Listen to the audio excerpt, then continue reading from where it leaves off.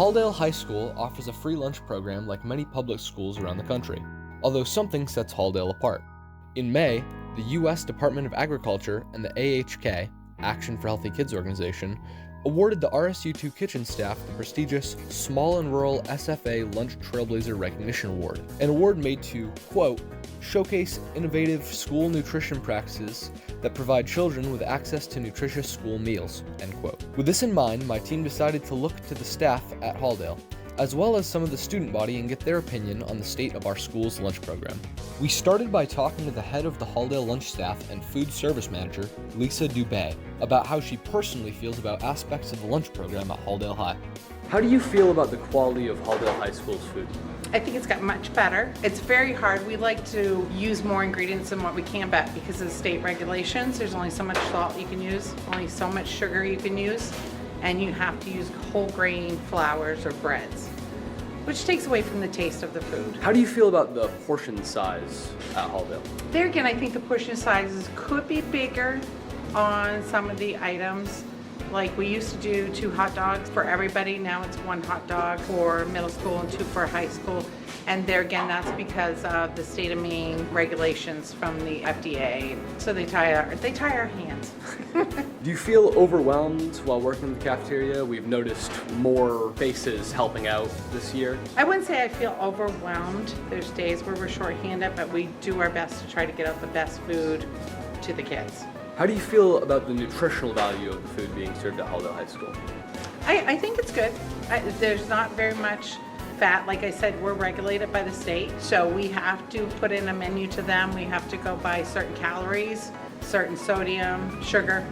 So we're regulated by the state, which we have to follow those guidelines. Do you feel that there's been a large change in types of food you're serving over the past couple Oh, most definitely. Yeah. There's different.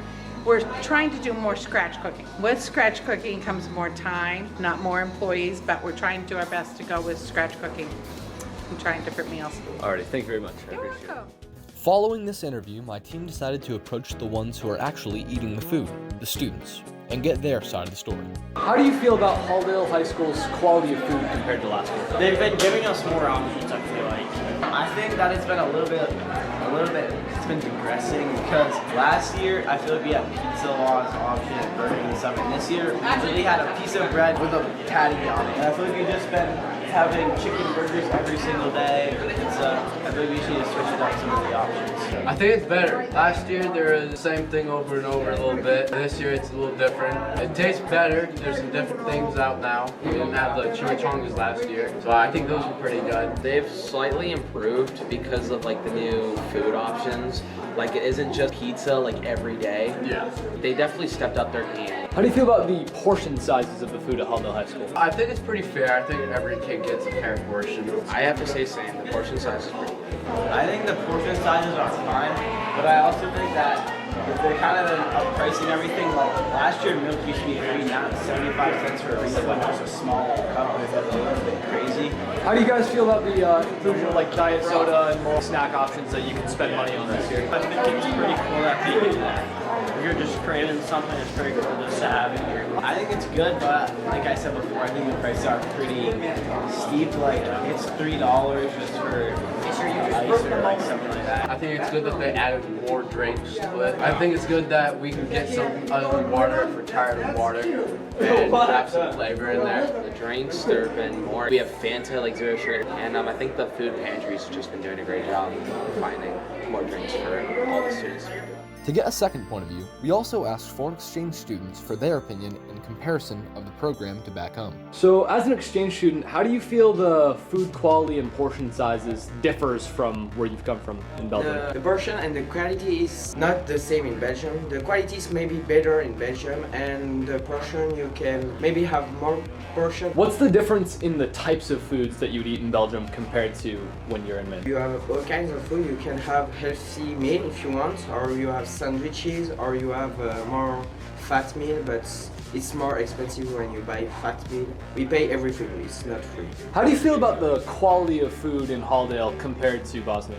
Well, compared to like the high schools back home in here, it's definitely like above what is in the schools, but it's like that's kind of easy to beat considering that we don't have anything like cafeterias and free lunches back home, which I do think is a very good system. But I would have to go and look back all the way in elementary school for me, because we would have cooks and everything that would cook the meals all the way there. We would have like hot dogs and pizzas and everything like that, and that food was so good. And here I can say the food it's but I think it's just the circumstances where it is a free lunch, so it's good. Mentioning like the portion sizes, I feel they are a bit small. Obviously you can go for better, but having this system where people who don't have the money and the circumstances to have food for free is a very good system. Now that we have both sides of the story, from kitchen staff making the food to students consuming it, we decided to get a slightly different angle and get the opinion of Halldale's health teacher and soccer coach, Jesse Rowe.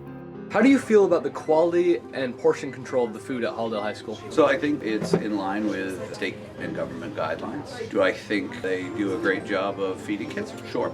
Do I think that the portion sizes are what have been deemed appropriate for your age students? Absolutely. Do I think it fills every student?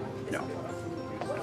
How do you feel about the added addition of extra snacks, cookies, and the diet sodas? It's a tough one because some kids choose to eat those things and drink those items on their own. And I think it's the idea of, are we providing things for students at different times that they might grab and go and take with them and have later? Possibly, is something better than nothing? Absolutely. Can we make better choices? For sure. Overall, I think that kids are going to find their way to get sugary snacks and drinks. So at least keeping them in school versus having somebody else run out and grab them for them maybe is a little bit more of a benefit to keeping kids here, to eating lunch and or just being here at the school.